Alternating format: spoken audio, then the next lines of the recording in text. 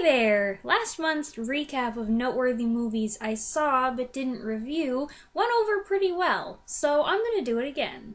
I saw a pretty wide variety of movies in February, but of course, there were a couple war films, so I'll start with those. First was 2015's Woman in Gold, starring Helen Mirren and Ryan Reynolds. It tells the true story of Maria Altman, a Jewish refugee in the United States who enlists a young lawyer to help her recover her family's paintings, stolen by the Nazis in their takeover of Austria. It follows the progress of her case, while also flashing back to her memories of the past, from her happy childhood to her escape from Austria. Helen Mirren and Ryan Reynolds are well cast and play off each other remarkably well. They have excellent chemistry, which allows for some fun moments amid the drama. Their relationship, plus the compelling story of Altman's quest for justice, make this an entertaining film worth checking out. The other war movie is one that I'd seen only the beginning of in my 10th grade U.S. history class. At the time, I was not ready for that level of carnage, and I certainly didn't feel like seeing the whole movie. Now I'm a little less squeamish than I was then, a little, and it's occurred to me that I really can't call myself a World War II film buff without having seen this movie.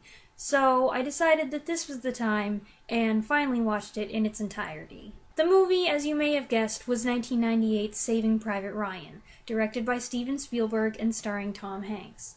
The film follows a group of Army Rangers as they land on Omaha Beach and are sent through France to find a soldier whose 3 brothers have been killed in action.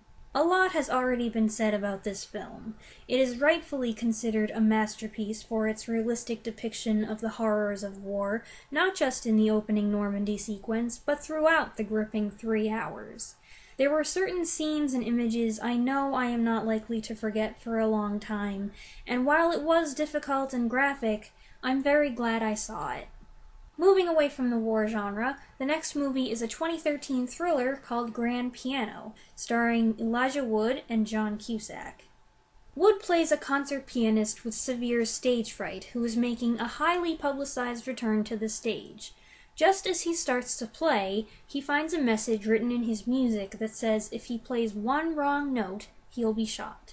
Takes stage fright to another level, doesn't it? Most of the film takes place in real time, which is always a cool feature. The situation and its relatively short 90-minute runtime make for a tense, fast-paced movie, with some definite Hitchcockian influences behind its filming, and a convincing performance from Wood and a menacing one from Cusack. This list is basically one complete change of pace after another. The next movie on the list is 1980's TV adaptation of A Tale of Two Cities. This adaptation of Charles Dickens' story of doppelgangers and the start of the French Revolution has 2 distinctive features. One, it's longer than the 1935 and 1958 versions I've seen, so it can flesh out more details and characters.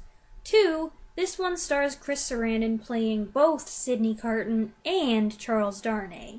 Ooh, fancy! Unfortunately, I'm a diehard fan of Ronald Colman's performance in the 1935 film. A favorite actor playing a favorite literary character is an awfully hard combination to beat.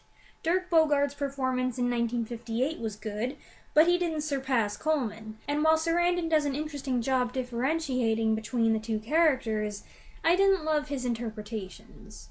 But as an adaptation overall, I thought it was good. There were a lot of things included from the book that I frankly didn't remember because I haven't read the book in a long time.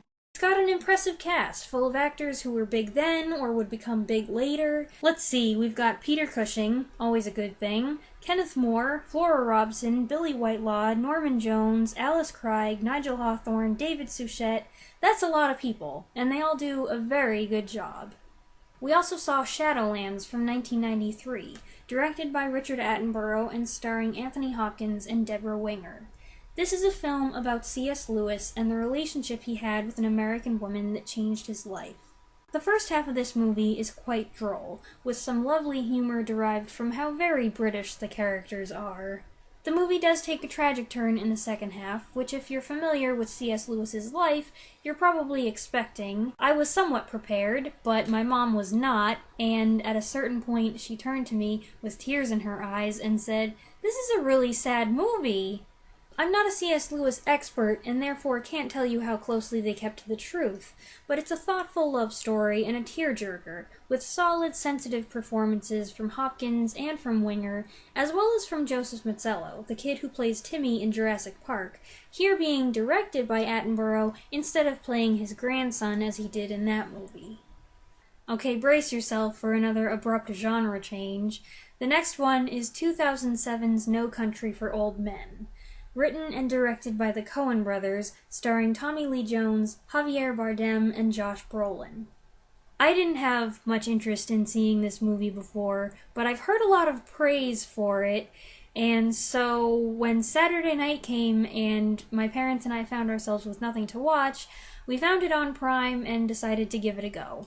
I think I liked it. I say that tentatively because it is a dark, grim movie. Javier Bardem's deranged killer is incredibly disturbing, and his tendency to show up anywhere and everywhere makes the entire movie, start to finish, extremely stressful.